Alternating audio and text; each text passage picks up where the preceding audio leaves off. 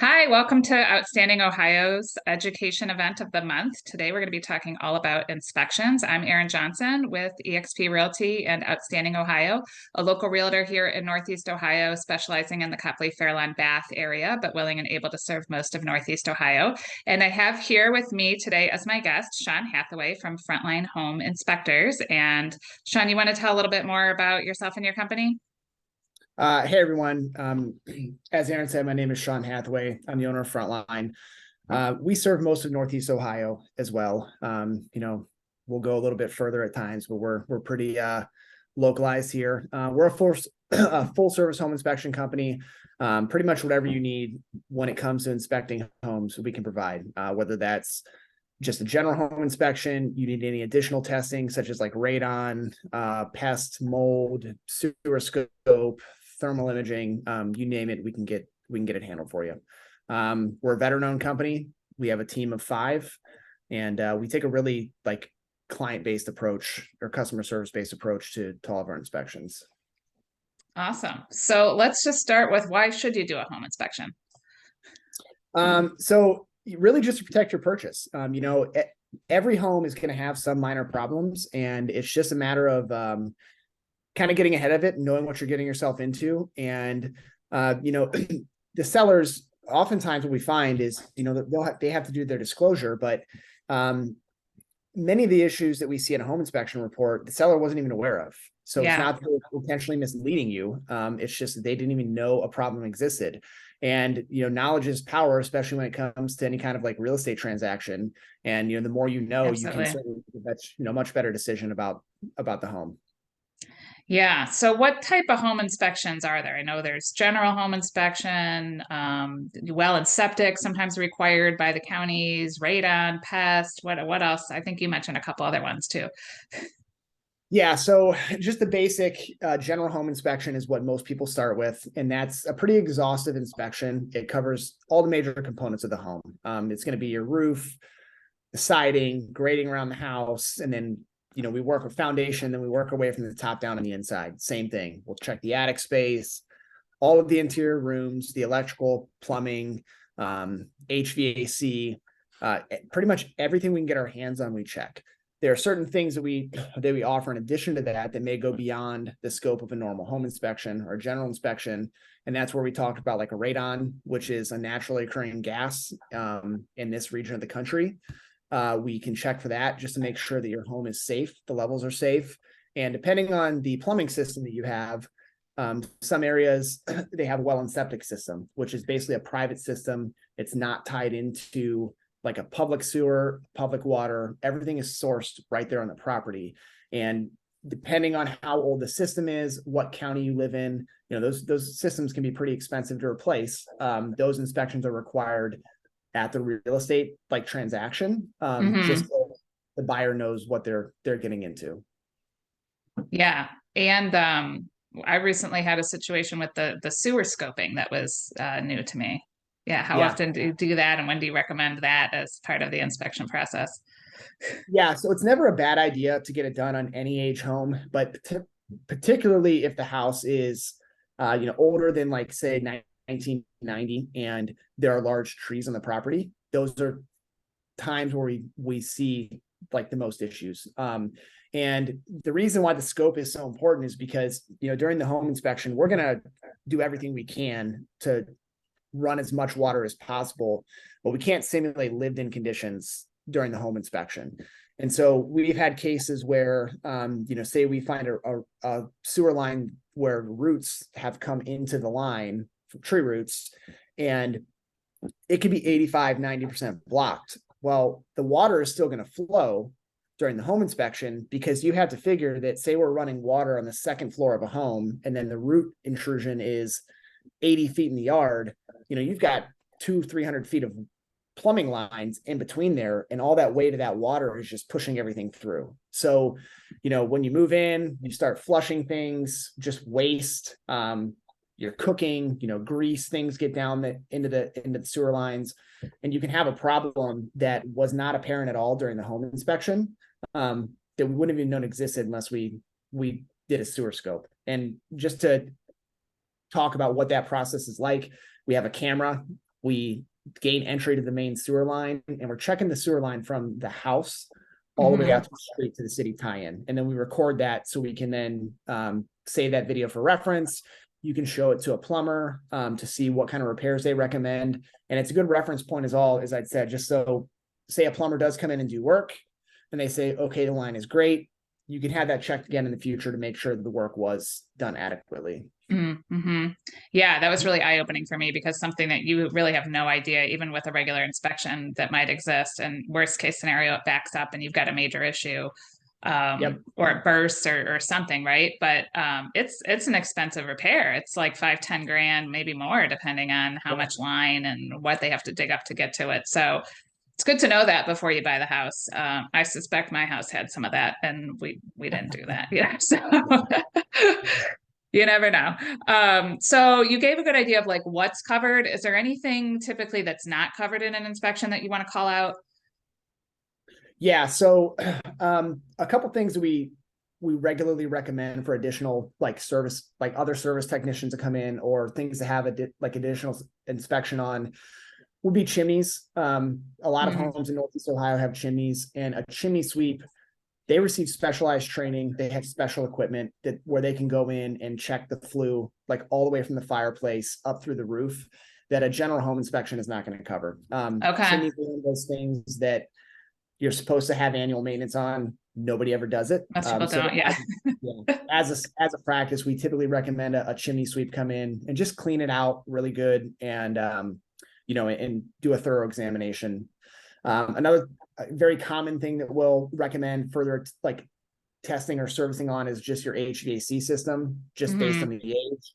And the reason for that is once things get to a certain point in their life with the heating and cooling, the maintenance becomes really important to help extend the life. And we often find that records are like very inconsistent with the homeowner. So we'll find Mm-hmm. that, they have no history of anything. They've never had it serviced, or they do have it serviced on a regular basis, but they don't keep any of the records and Mm, save this. So you don't really know what the condition of that unit is. And it's one of those things where we certainly look for all the signs and indicators we can, but it's limited to a visual inspection, like what we can see in the exterior, and an HVAC tech can come in and look at the deeper components, of those systems. okay. So, yep. Great. Let's see, what else did I have for you? What should a seller do to prepare for the inspection? Just give us access, adequate access. The biggest things are just making sure that your attic accesses are not blocked. That's probably the most common issue we run into. Mhm.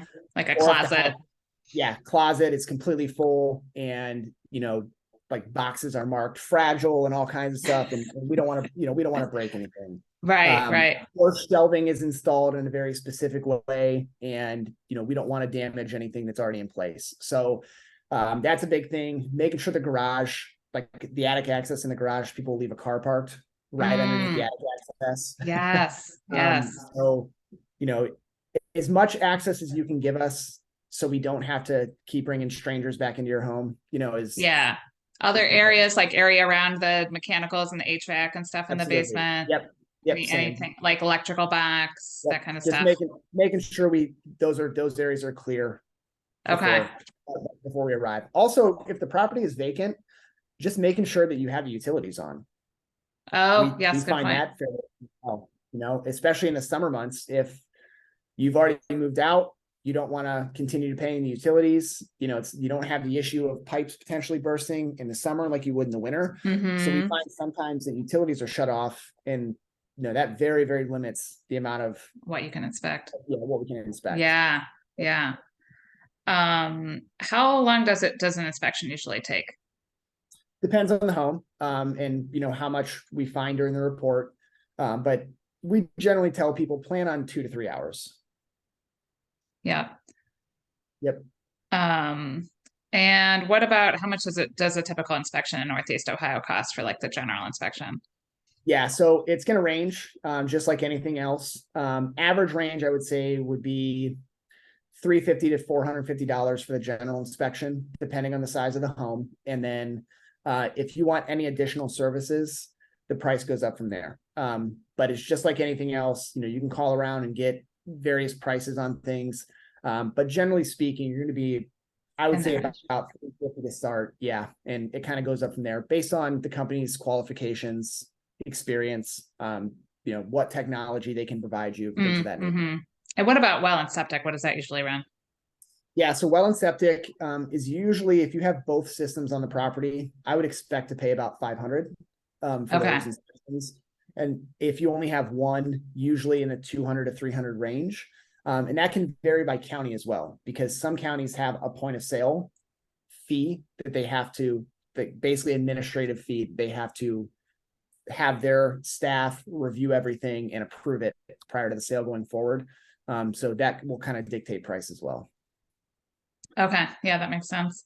What are your thoughts on having a seller do an inspection before they list the home? Like, of course you want the business, I'm sure, but what are your thoughts? And I can share mine on like what the pros and cons of doing that might be.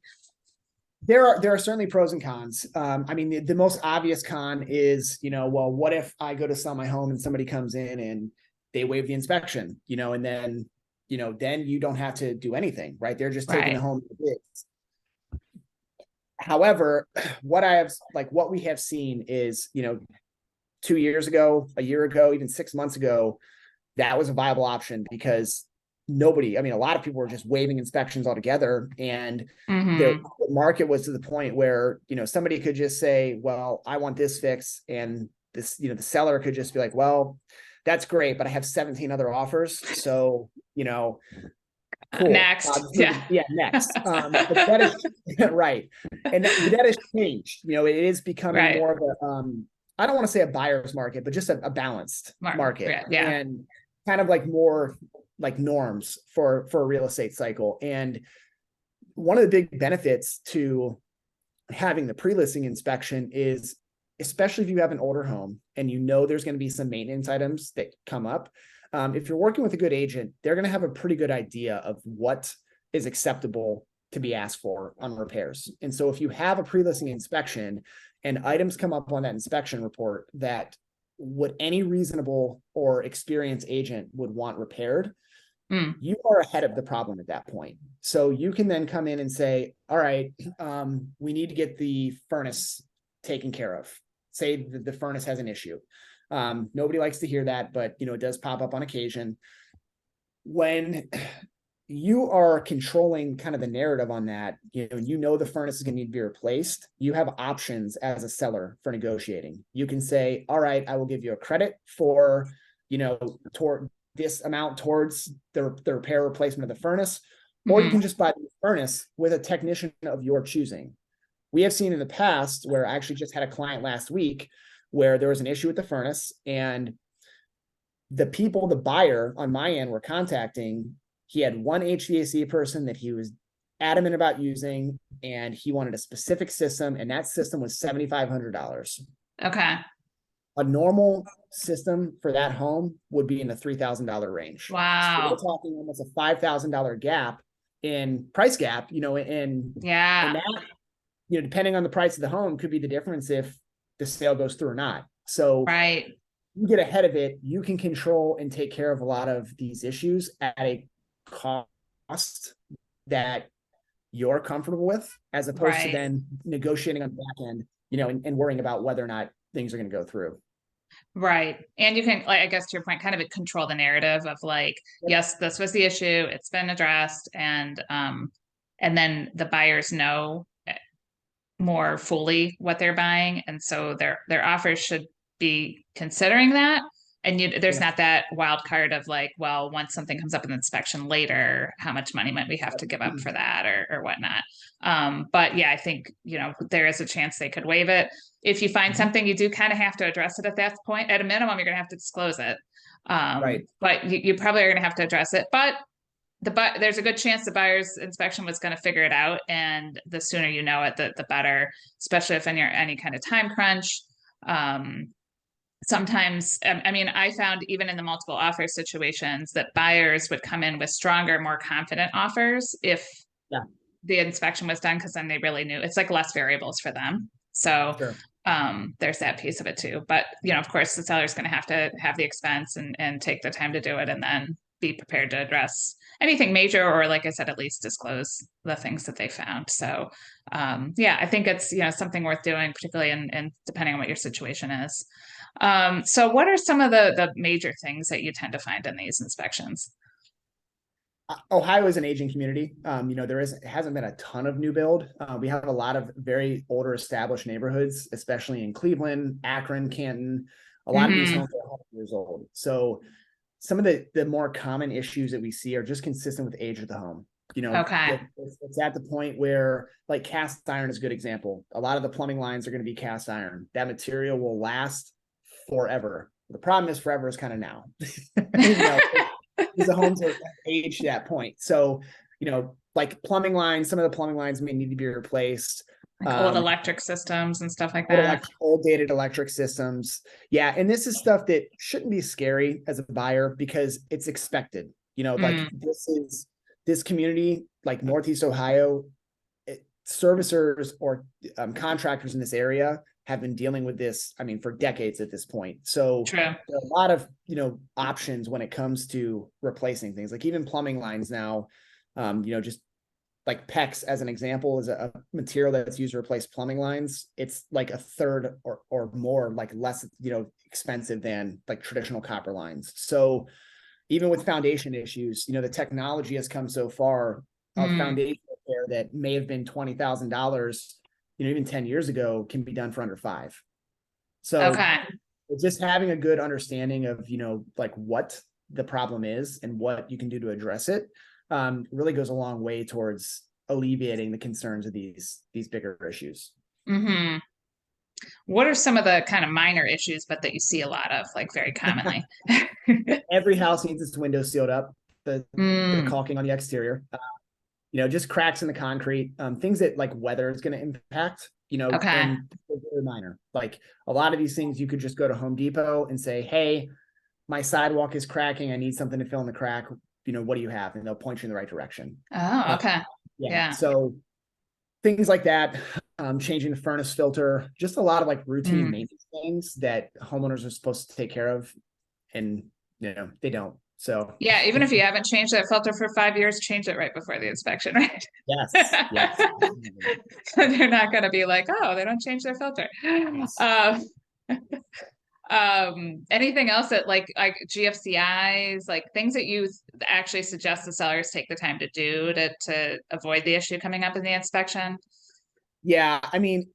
Just any of the kind of like band-aid solutions that people may have done over the years, correcting those will go a long way towards like giving the new buyer a sense of like security. And what an example, like, because you had said GFCIs, outlets are a big thing that we see where people did not update the wiring, but instead they just changed the outlets to 3-prong as opposed to the old one. Yeah. So a lot of the homes, the wiring system is acceptable because of the age. It's grandfathered in, so to speak. But if you change all the outlets and don't update the wiring, well, the inspector is going to come through and check to see if they're grounded properly. Mm. If they're not, then it's kind of like, okay, well, what else wasn't done, properly, right? Right. So, Yes. if you have like duct tape holding, things together because you didn't want to replace the screw, just things like that they take 5 minutes, and it has been my experience that when you start seeing some of these things like consistently throughout the report, then our buyers are kind of like, okay, well, they neglected this, and this. These are very easy things to take care of. What else is going on? Cleaning the Yes. gutters, make sure the gutters are cleaned.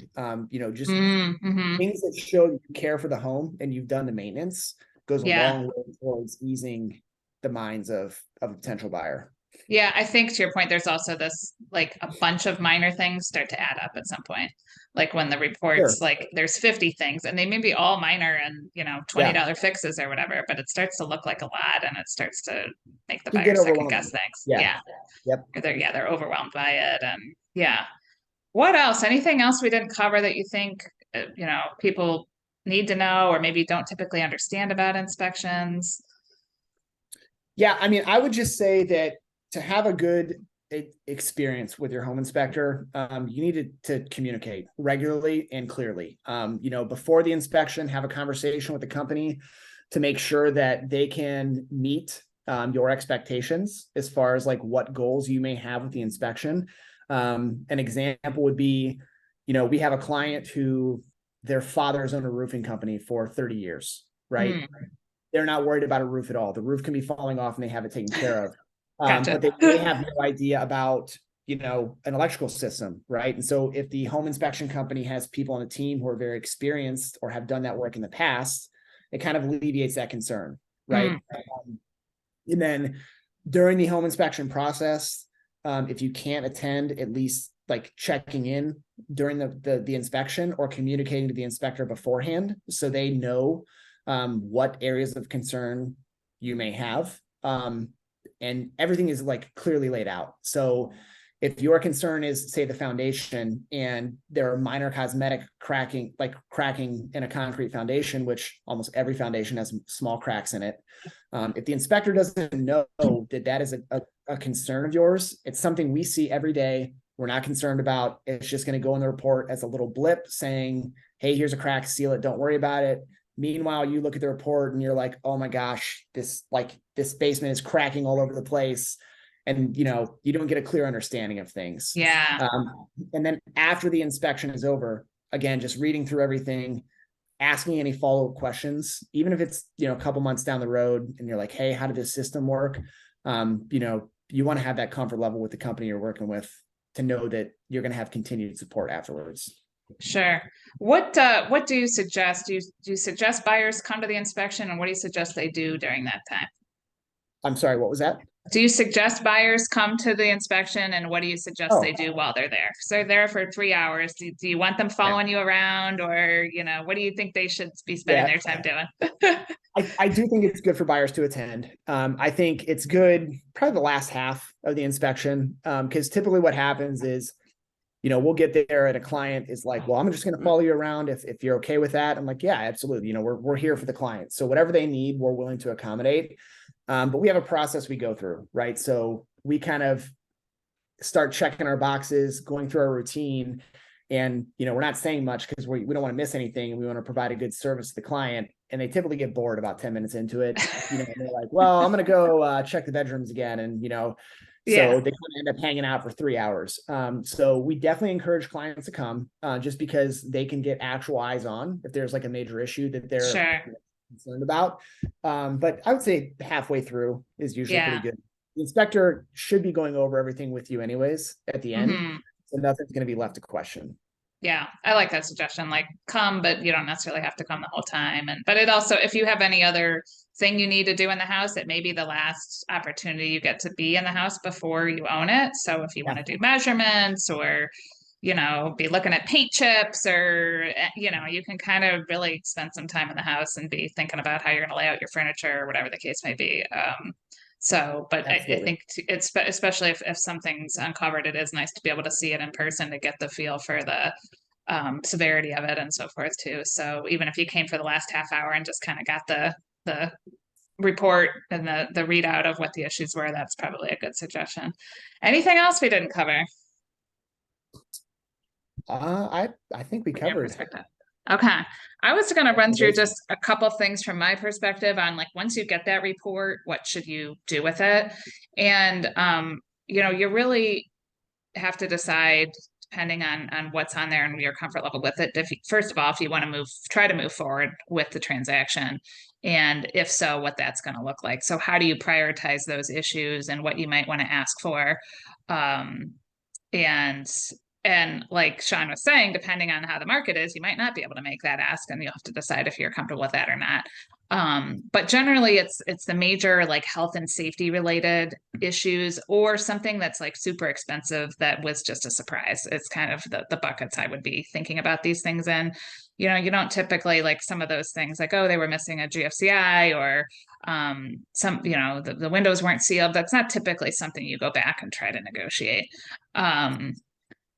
So there's that piece first, like prioritizing the issues and really boiling it down to what's most important to you. And then deciding whether you're going to ask for the seller to fix it or you're going to ask for some kind of money. And the money could be either a price reduction, which basically is going to mean you're going to, the price is going to be lower. Your mortgage, if you're getting a mortgage, is going to be lower. But that doesn't ultimately give you more cash in your pocket. So, if they lower the price 10 grand, that's great. But if it costs 10 grand to fix it and you don't have another 10 grand sitting around, because you're not going to realize that 10 grand until the mortgage plays out, then you might not have the money to fix it. So in that situation, you may want to consider asking the seller for a credit for closing costs, which would ultimately give you cash in your pocket. So the price of the house would be the same, the mortgage price would be the same, but your closing costs, the money that you have to bring to the table for closing, would be less. However, if that money exceeds, if the amount you need for the repair exceeds the amount of your closing costs, we'd have to look at some other options.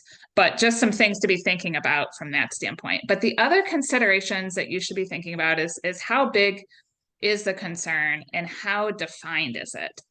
Is it really straightforward and okay, we uncovered radon, the fix is to put on a radon mitigation system, they usually cost X, it's pretty like black and white, this is how we get, it's not, okay, we maybe uncovered something, and once we get into it, there's something going on in the chimney, and once we get into it, we're going to find 5 other things, and it could cost $2,000 or it could cost $20,000, and we don't really know. That might dictate a little bit more of like whether you're willing to take the risk to say, oh, well, just give me a price reduction and I'll fix it, because maybe the issue is bigger than you thought, and so forth. So that's something else to consider. Another thing is timing. So is it something that needs done right away because like the roof is leaking or something, and there's going to be a problem if it doesn't get fixed right away? Is it something that can be even done before closing, or do you have to move out closing? What's that timeline look like? And if you're saying that you're going to fix it later, do you have the time and energy to deal with it later? Is just something to be honest with yourself about. Like, will you ever actually fix it, and what does that look like? How much is it going to cost? And again, how defined is that? And then do you have the money? So that will help dictate, maybe how you make the ask and who's going to pay for it and how. And I think Sean touched on this. Do you want control over it? So do you want to be able to pick the contractor and choose the quote and be there to see what happens and so forth? And if so, you might not want, even if you tell the seller that they have to do a licensed contractor or whatever, they're still picking their person, and not all licensed contractors are created equal, and maybe they wouldn't do it the way you wanted to do it. So if you want to have control over it, you might be better off asking for some kind of price concession and then dealing with it after you close.